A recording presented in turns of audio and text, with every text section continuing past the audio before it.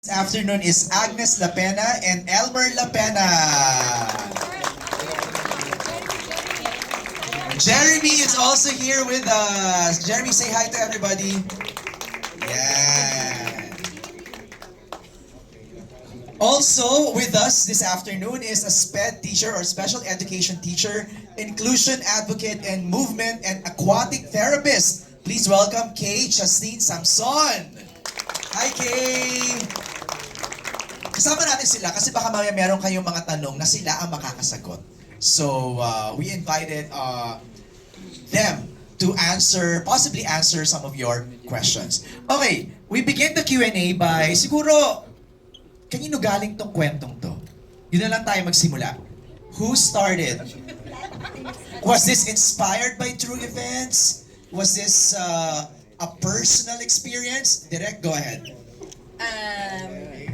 Actually, nagsimula po talaga to since 2009. Nagsimula pa lang po ako bilang filmmaker.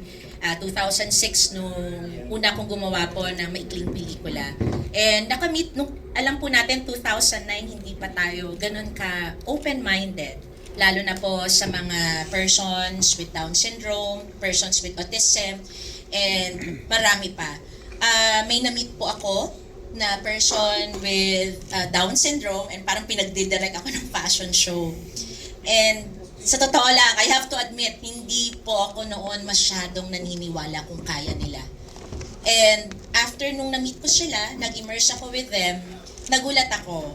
Dahil bakit hindi alam ng mga tao kung ano yung kakayahan nila. So I volunteered to do acting workshops in 2009 sa persons with disabilities, lahat po, hindi lang po Down syndrome, with autism, with cerebral palsy, lahat po yon. So natutunan ko po yung mga kakayahan po nila, imbis po yung mga hindi po nila kaya.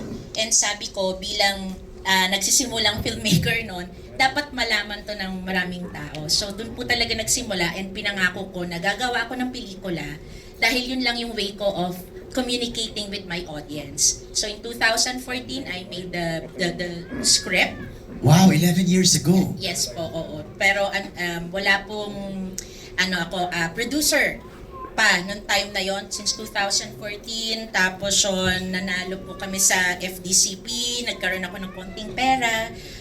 Gumawa po ako ng teaser para po maniwala ang mga tao na kaya po nila. Okay. Kasi aminin naman natin, pag sinasabi lang, hindi sila masyadong naniniwala. Lip service lang yun yes, diba? opo eh. So, yung una ko pong teaser, 2017.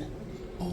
Yes po, may una po akong Jiro, may una po akong Bea, and yun po. And yun na, fast forward po ngayon, I'm very, very lucky dahil napansin po ni Miss Sylvia itong project na ito. I'm really, really grateful kasi ang dami po talagang nagkagusto sa project, pero yung maniwala po talaga, mahirap po talaga. Kaya, thank you. And, thank you, Direk. Grabe, iyak agad. Thank you, Direk. I go to Sylvia. So why this project? Kasi ang nakarating sa akin, hindi ito ang mga unang in-offer sa'yo ni Direk Sigrid. Yes, meron siyang dalawang movie na pinitch sa akin.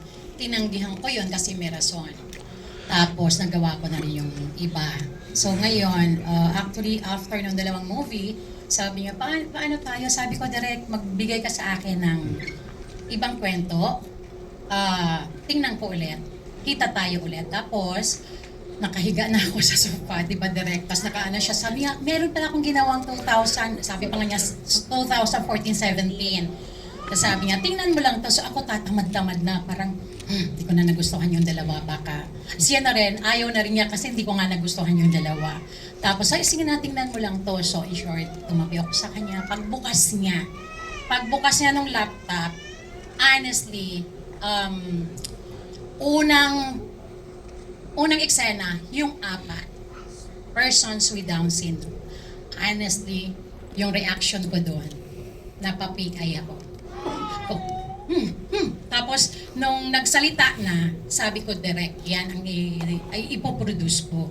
Tapos, hindi pala siya naniwala. Akala ko naniwala siya. Kasi, sabi niya, totoo ka?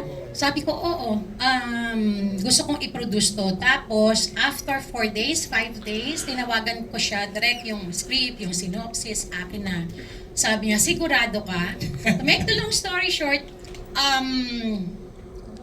hanggang mag-day 1, doon na lang, nagtaka ako kasi yung Thanksgiving na namin, party, tapos ng shooting, umiiyak siya ng iyak, tapos sorry siya ng sorry sa akin. Sabi ko, bakit ka sorry ng sorry?